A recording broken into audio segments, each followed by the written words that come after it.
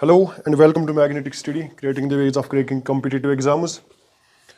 तो फिजिक्स का next lecture है और इसमें हम क्या डिस्कस करने जा रहे हैं, कुछ क्वेश्चंस हैं जो अभी पेंडिंग थे साउंड में, साउंड वेव्स, इनमें कुछ क्वेश्चंस मैंने लाए और साथ ही साथ एनर्जी में मैंने थोड़े से क्वेश्चंस आपके लिए प्रोवाइड किए हैं, वर्क, पावर और एनर्जी। अब इसमें वर्क और एनर्जी में क्वेश्चंस दिए हैं, पावर में बाद में हम देखेंगे नेक्स्ट लेक्चर में। तो कुछ क्वेश्चंस हैं। इससे पहले कि हम स्टार्ट करें तो ये कहना चाहेंगे कि हमारी जो चैनल है थोड़ी सी प्रॉब्लम चल रही थी, इसलिए हमने वीडियोस अपलोड नहीं किए, हो ही नहीं रहे थे एक्चुअली, कुछ प्रॉब्लम हुई थी। अब वो प्रॉब्लम दूर हुई है, तो अब से आज के बाद हम कंटिन्यूसली हम वीडियोस को अपलोड करते जाएंगे। क्लियर?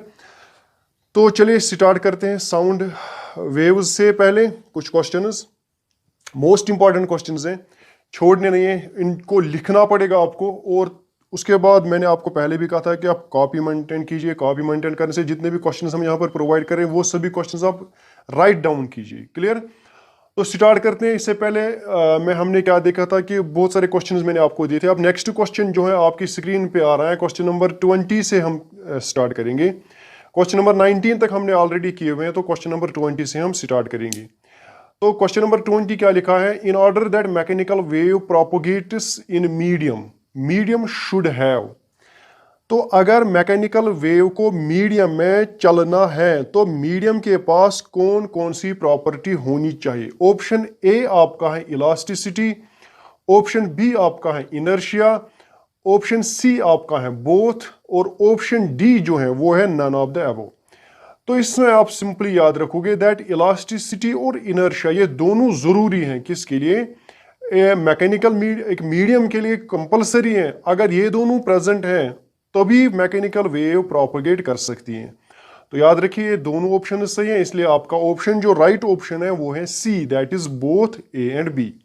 क्लियर? तो इसका ऑप्शन सी आपका सही आंसर रहेगा। क्लियर? तो क्वेश्चन नंबर 21 की ओर बढ़ते हैं। Correct relation between pressure and speed of sound.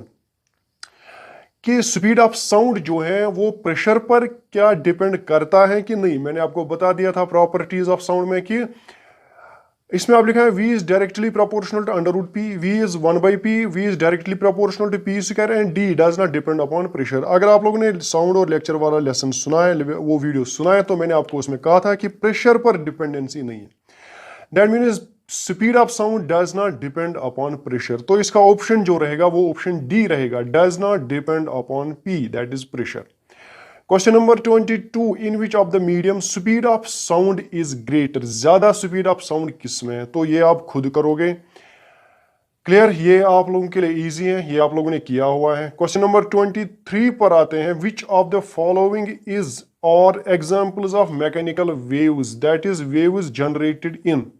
अब इनमें से आपको ये बताना कि मैकेनिकल वेव्स किन में हम जनरेट कर सकते हैं। एक आपका है रूप, दैट इज रस्सी, दूसरा है कॉइल ऑफ ए स्प्रिंग यानी कि स्प्रिंग पर, और थर्ड है वाटर, फोर्थ है ऑल ऑफ देम। तो याद रखिए रूप में भी आप प्रोवाइड कर सकते हैं। अगर आपको उसको एक रूप लोगे, आप एक एंड को आप टाई करोगे, दूसरे एंड को आप हाथ से हिलाओगे, तो आप में जो रूप में जो वेव्स बन जाएगी वो ट्रांसवर्स वेव्स बन जाती हैं, वो मैकेनिकल वेव्स ही हैं। कॉइल ऑफ द स्प्रिंग में भी आपको लॉन्गिट्यूडनल वेव्स बन जाती हैं, और इस तरह वाटर में आप लोगों को दोनों मैकेनिकल वेव्स ही बन जाती हैं। तो इसका मतलब इसका ऑप्शन जो है वो ऑप्शन डी रहेगा, all of them. Clear? Next question पर आते हैं 24 पर। When a wave travels from one place to another it transfers matter, energy, momentum, both B and C. देखो इसमें क्या लिखा है कि जब वेव ट्रेवल करती है from one place to another, ये क्या ट्रांसफर करते हैं? तो मैंने आपको वेव की डेफिनेशन में बता दिया था शायद कि इसमें दो चीजें ट्रांसफर होती है। एक होता है आपका ट्रांसफर एनर्जी और दूसरा होता है मोमेंटम। तो याद रखिए मोस्ट इंपॉर्टेंट क्वेश्चन है।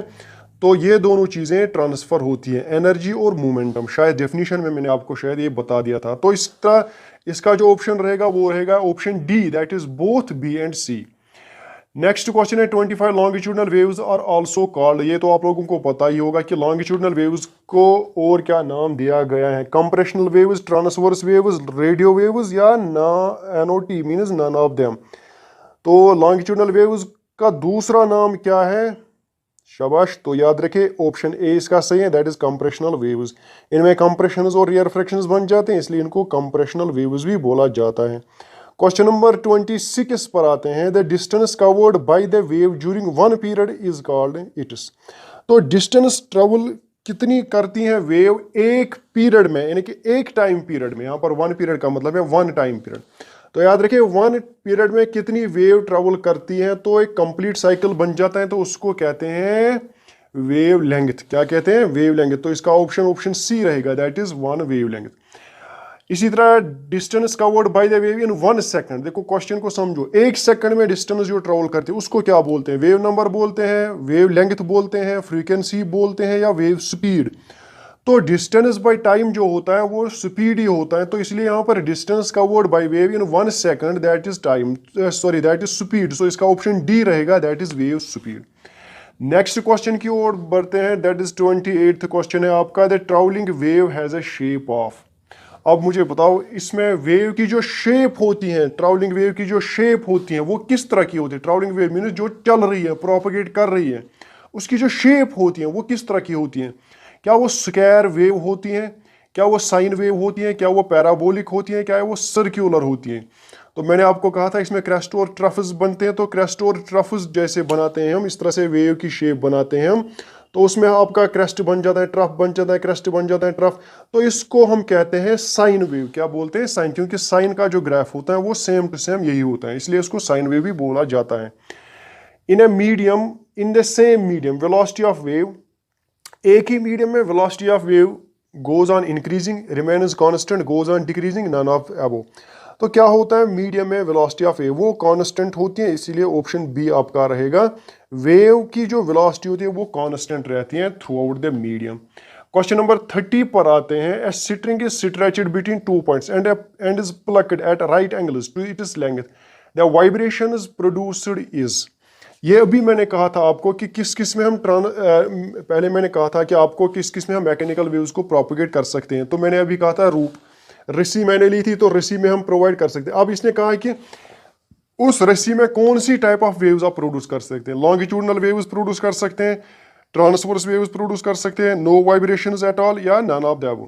तो सिंपल सी बात है, उसमें हम ट्रांसवर्स वेव्स को प्रोपगेट कर सकते हैं, क्योंकि अगर आप रस्सी को एक जगह से हिलाओगे तो उसमें क्रेस्ट्स और ट्रफस बनते हैं। क्लियर?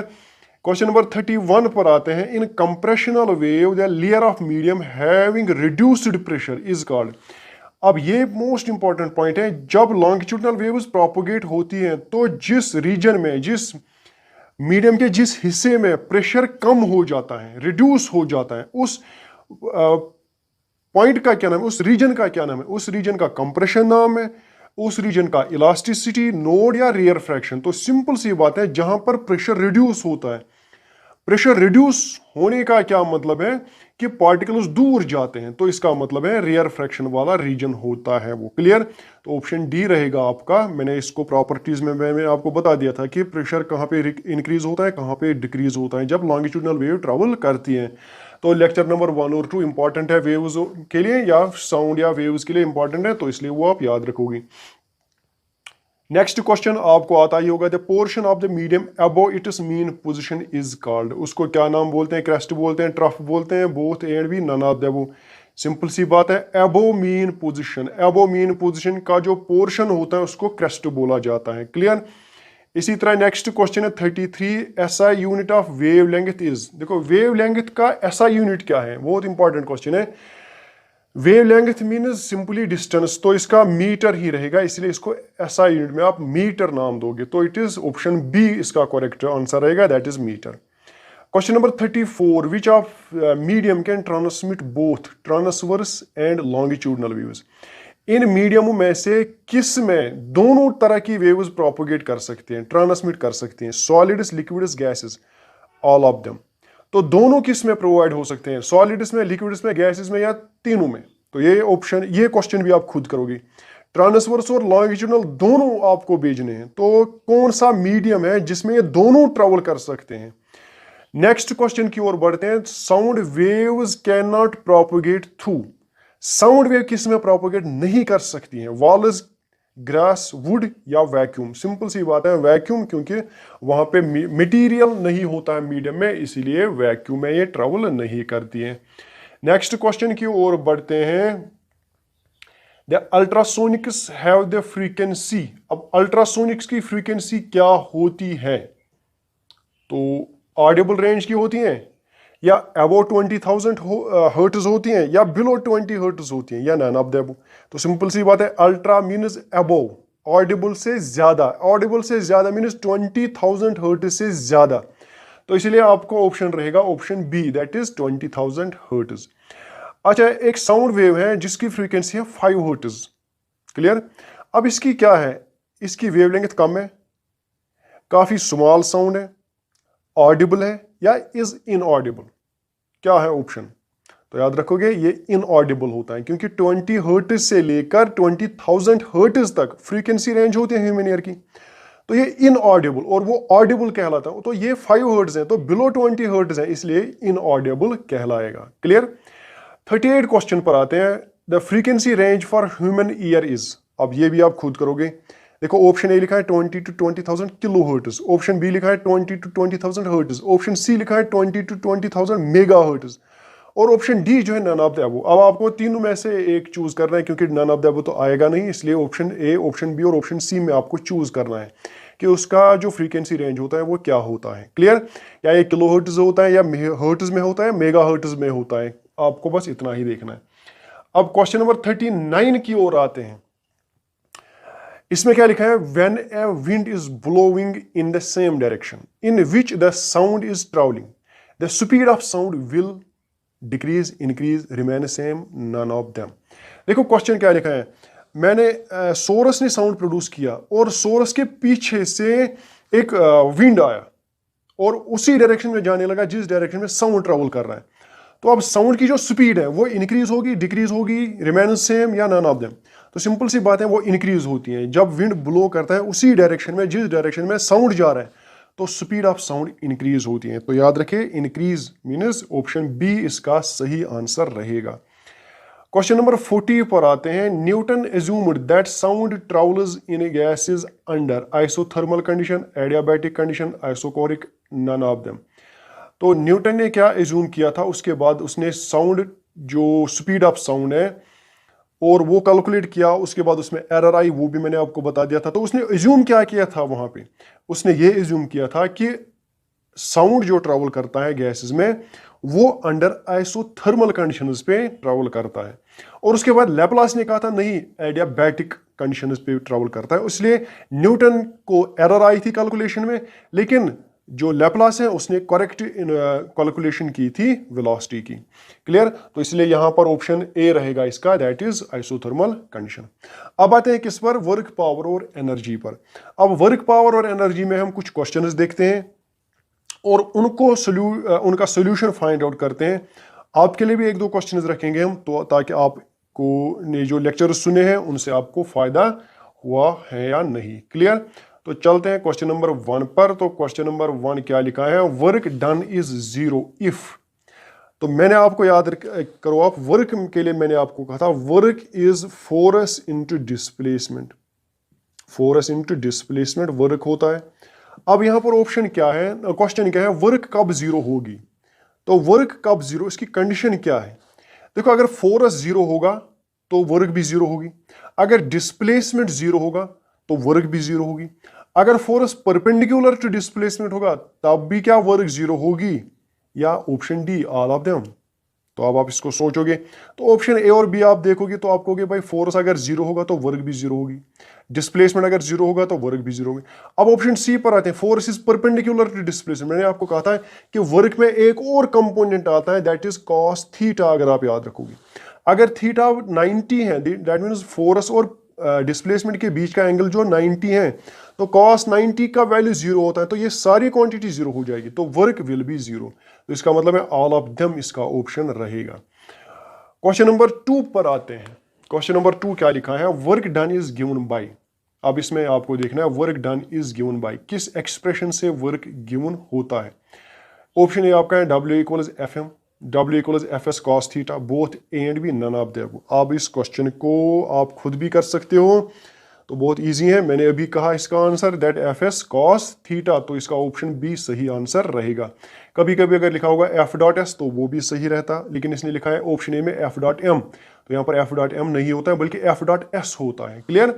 नेक्स्ट क्वेश्चन पर आते हैं, the SI unit of work is. अब एसआई यूनिट ऑफ वर्क क्या है, देखो क्वेश्चन को पढ़ना है, उसके बाद चारों ऑप्शंस की ओर देखना है। ऐसा नहीं है कि एक ऑप्शन आप लोगों ने लिख लिया, पढ़ लिया कि जूल है ऐसा यूनिट ऑफ वर्क, इसके बाद यही होगा, नहीं।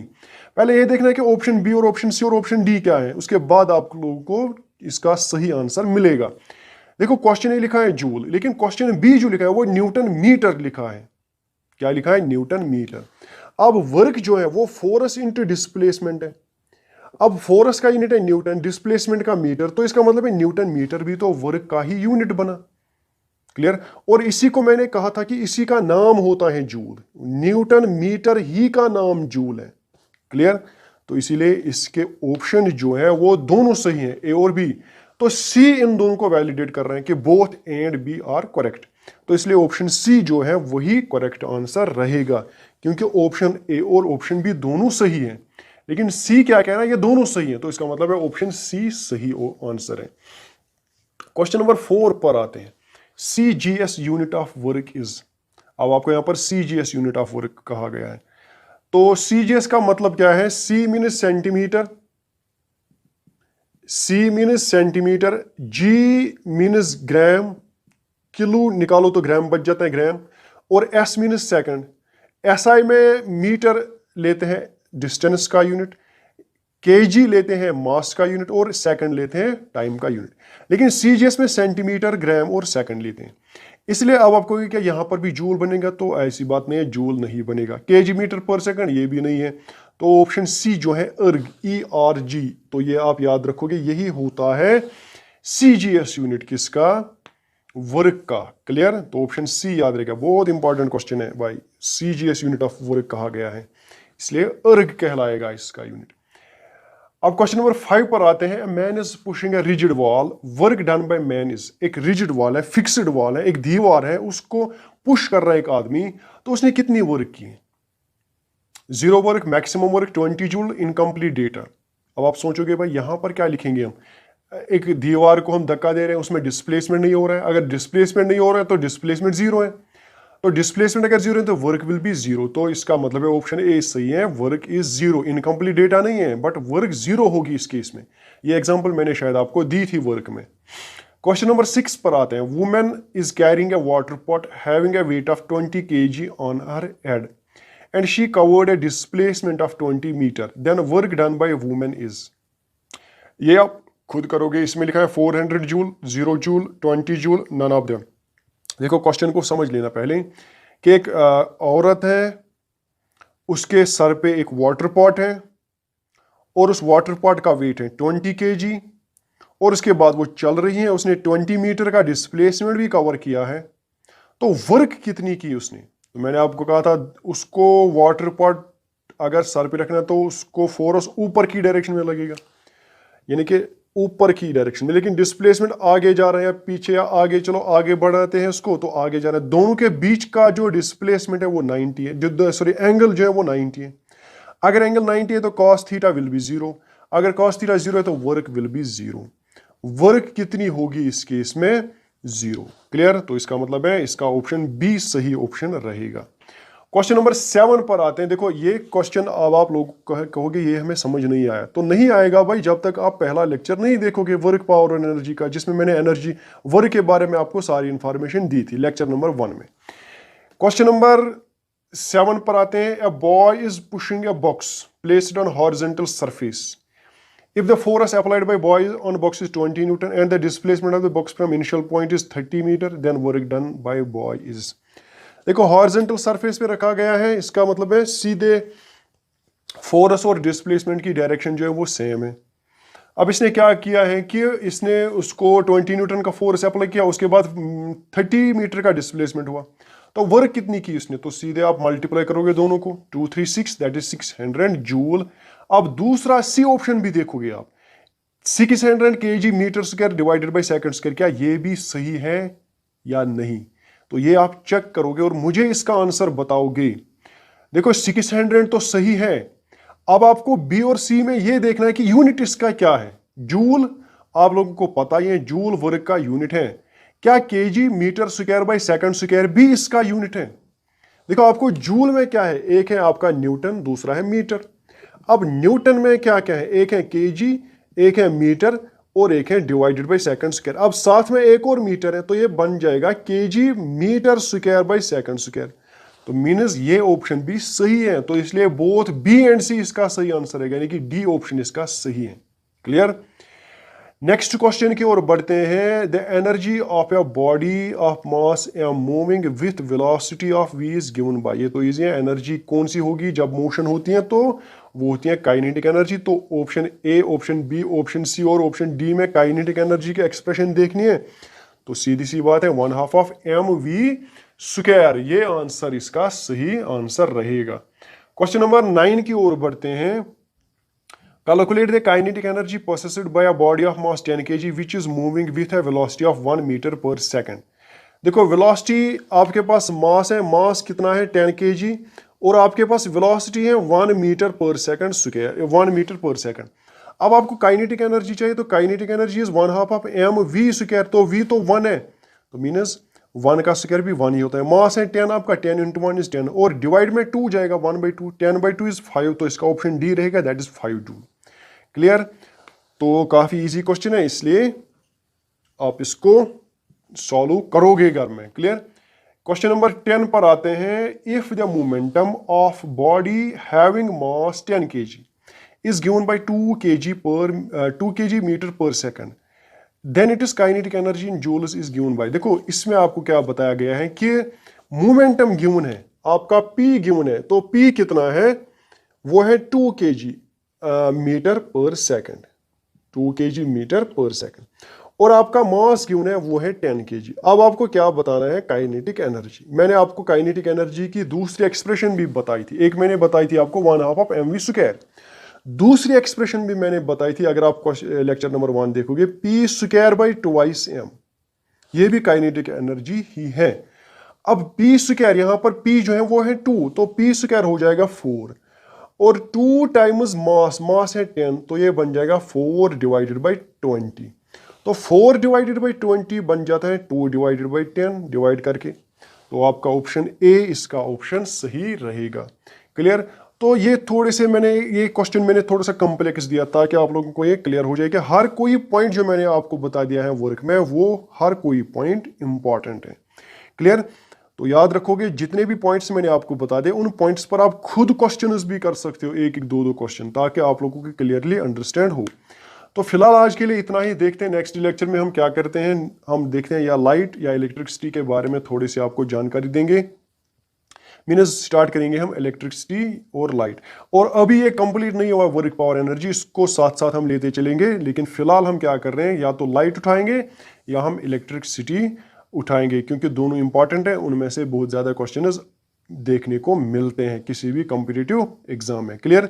तो कमेंट सेक्शन में जाइए, वहाँ पे लिखिए आप क्या पढ़ना चाहते हैं, लाइट पढ़ना चाहते हैं या इलेक्ट्रिसिटी पढ़ना चाहते हैं फिजिक्स में। तो तब तक नेक्स्ट लेक्चर तक हैव ए नाइस डे।